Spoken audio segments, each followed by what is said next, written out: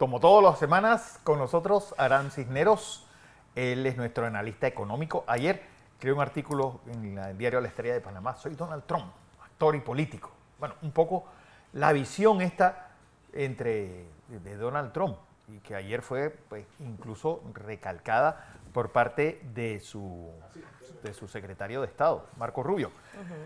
A ver, buenos días. don Aram, Buenas. ¿qué nos toca hoy? ¿Cómo están ambos? Bien. Bueno, sí, ayer traté de hacer divertido un artículo donde escribo como si el que estuviera hablando fuera el presidente, el que va a ser presidente a partir del lunes. Yo considero que esto va a ser como una especie de tornado, como un huracán, cuando un huracán viene por el mar y toca tierra. De hecho, quisiera, a producción le pido que ponga la gráfica o la imagen 1. En broma y en serio, ahí aparece pues estas pretensiones que tiene el presidente, ya sean genuinas o, para decirlo en lenguaje de la calle, un bluff de... Pero viniendo de él quizás, o sea, es que porque no se sabe realmente cuál va a ser la actuación final. Sí, él ha hablado, él se ha metido, yo creo que nos ha metido en un club muy selecto al incluirnos con México, Canadá y Groenlandia. Bueno, y Dinamarca. Sí. Decirlo de alguna forma. Países con los que... Ya está enumerándose, ya la listita es bastante larga. Con los que se ha enfrascado. Sí. Pero, y en esto me va a ayudar mucho Fernando, y ahí también están las imágenes 2 y 3. Es importante, yo pienso, y con nuestro interés vir nada siempre de que este espacio no sea solo de economía, sino de docencia sobre economía y historia de la economía. Es muy importante, y te pido que nos eche la mano ahí, Fernando, un poco de revisar la historia de las relaciones entre China y Estados Unidos. Bueno, Mao Zedong, Deng Xiaoping. Es que vámonos un poco más atrás. Sí. Porque el lobby chino siempre pesó mucho. Es decir, durante la presidencia de Roosevelt, de Franklin Delano Roosevelt, el lobby chino pesaba mucho. Es decir, por eso enviaron misiones no solamente comerciales, sino misiones militares. A China, Estados Unidos tuvo una participación de primer nivel durante la Guerra Civil China, una guerra civil extensa. Bueno, muchos consideran que la Segunda Guerra Mundial debe empezar ya no solamente con la invasión de Japón a Manchuria en el año 34, sino antes, desde que empezó la Guerra Civil China. Y cuando se pierde China, el trauma dentro de Estados Unidos fue grande. Sí, estoy seguro de que eso terminó costándole la presidencia al Partido Demócrata. Harry S. Truman no fue a esa reelección del año 52 y esa victoria de Eisenhower. Unas relaciones que quedaron de una forma pues latente, sin ahondar, hasta que un californiano, y siempre recalco eso, que sea Richard Nixon, un californiano, alguien que entiende el Pacífico no como una barrera, sino como una autopista que une a Estados Unidos con Asia. Es decir, no podíamos dejar al mercado más grande del mundo, el país más poblado del mundo, fuera de esta ecuación. Pero hay un señor que se llama Henry Kissinger, que es el arquitecto de que le dice a Nixon algo que es importante. Nixon era un hombre muy pragmático. Bueno, no es casual que en el año 88, en una comparecencia de Donald Trump en la televisión, tenía a la esposa de Nixon, a Patricia, como también invitada, y ella le escribe una nota. Le dice, tú eres muy parecido a mi marido, seguro algún día llegarás a ser presidente. Y era una nota que él guardaba y siempre enseña con mucho orgullo. Kissinger le dijo a Nixon algo que era evidente, que lo veía todo el mundo menos los Estados Unidos. Los rusos y los chinos se odian. ¿Sí? Son dos países que tienen una visión distinta del comunismo. Si tú quieres tener un enemigo de Rusia, pues busquemos al enemigo de mi enemigo, que es mi amigo. Y ese es China. Imagínate. En el 72 se va Nixon y para así allá. empieza esa relación que termina con Richard Nixon visitando a Mao Zedong, bueno, él va acompañado de Henry Kissinger. Que una concluyen un embargo, ¿no? No solamente concluyen el embargo, sino que incluyen a China como miembro del Consejo de Seguridad, sacan a Taiwán, por eso queda Taiwán en esa relación de orfandad, buscando quién le reconozca. Y ahí se da una conversación que en la película Nixon es una de las puntos más disparatados. Dice, le pregunta a Mao a Kissinger, ¿cómo unos hombres viejos y gordos como nosotros tenemos tantos éxitos con las mujeres? Dice, porque el sexo y el poder es el mejor sex appeal.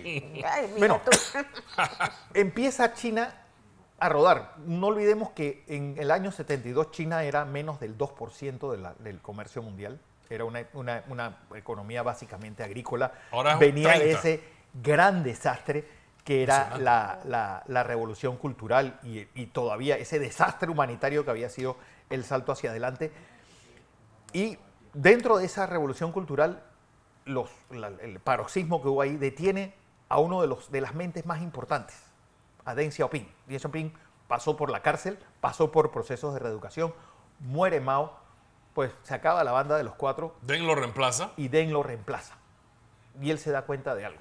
Es decir, en una reunión que primero se da en Montserrat, una isla francesa en el Caribe, donde va Estados Unidos, Jimmy Carter, va Helmut Schmidt. Y el presidente de Francia. El presidente Giscard Giscard d'Estaing y Harold Macmillan, el primer ministro de Inglaterra.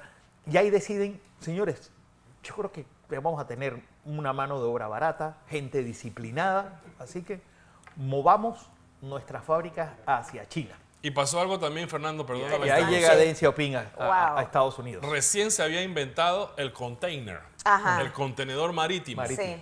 que es la revolución que permite el transporte de bienes a un costo ridículamente bajo. Y a mayor escala. Va a una visita de Deng Xiaoping. Bueno, incluso va a Washington, va a Atlanta. El chino no era tonto. Si el presidente es de Georgia, voy a ir a Atlanta, a la capital. Va a Houston y hace una visita que todavía es parte del misterio de esa visita a Seattle. ¿Por qué? Bueno, porque ahí están la fábrica de Boeing. Es decir, que fue a ver la parte agrícola, fue a ver la parte industrial, fue a ver la parte de energía. Fue estratégico. ¿Sí? Y China en estos últimos 40 años pasó de ese 2% que les dije en 1972 a ser cerca del 20% del Producto Interior Un poco Bruto. más, sí, 30% Uno dice del comercio global. 23, Pero Bastante. del PIB mundial, China es voy a meter la 21, cuchara de nuevo 22%. para decirles esto, Vilma ver. y Fernando. La base política de Trump son gente de clase baja y media entre 45 y 65 años que ha perdido sus trabajos porque vivían en una economía física, de fábricas, de construcción. Ahora la economía se está transformando, nuestros hijos pues Todo lo en tienen ese muy claro, circulón del a un óxido. mundo digital, a un mundo de servicios, a un mundo urbano, a un mundo de la nueva tecnología del conocimiento, y esta gente se quedó atrás. ¿Por qué todo esto tiene que ver con China? Porque Trump le dice a su base política, los chinos tienen la culpa. Sí, claro, digo, no hay más, no hay, La quinta pata del gato, no hay algo la más que, es decir, lo que han hecho los políticos durante los últimos 2000 años, es decir, buscar un culpable.